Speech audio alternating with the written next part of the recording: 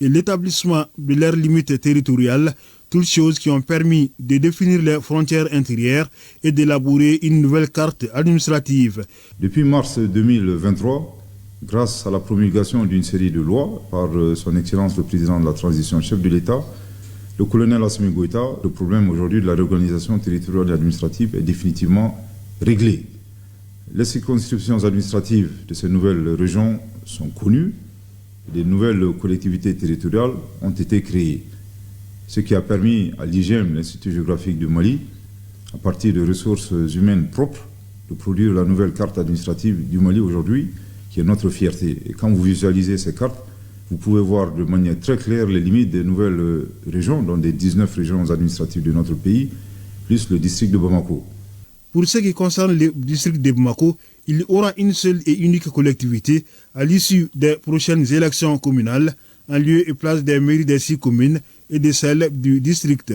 Le département de l'administration territoriale a activement participé aux réformes politiques et institutionnelles qui ont abouti à l'avènement de la 4e République et à la mise en place de l'autorité indépendante de gestion des élections EGE qui remplace désormais la CENI et la délégation générale aux élections.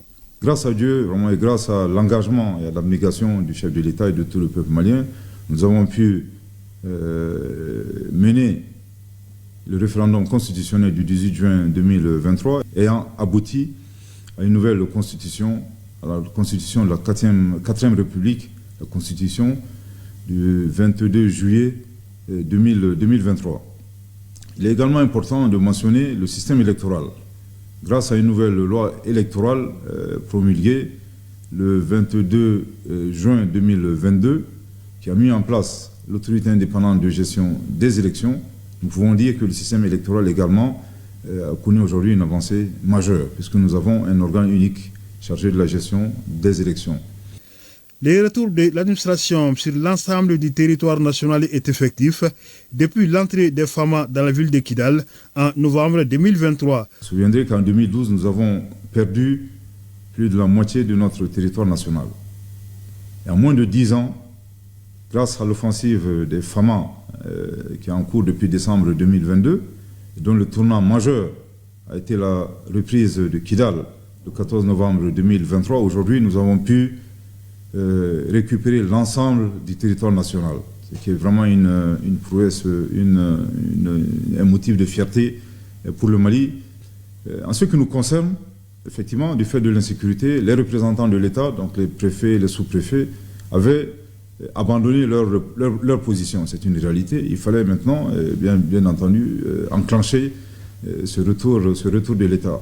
La solution que nous avons pu trouver, grâce à la vision du chef de l'État, a été d'injecter un nombre important d'éléments des forces de défense et de sécurité et de les nommer comme représentants de l'État, préfet, sous-préfet. Donc ce processus est en cours et ce processus nous a permis aujourd'hui de combler le manque d'effectifs des membres du corps préfectoral.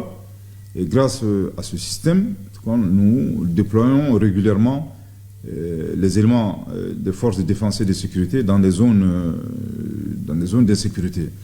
Le Mali contrôle souverainement sa base de données avec, grâce à un groupe d'informaticiens qui ont mis en place Malicroix Biométrie.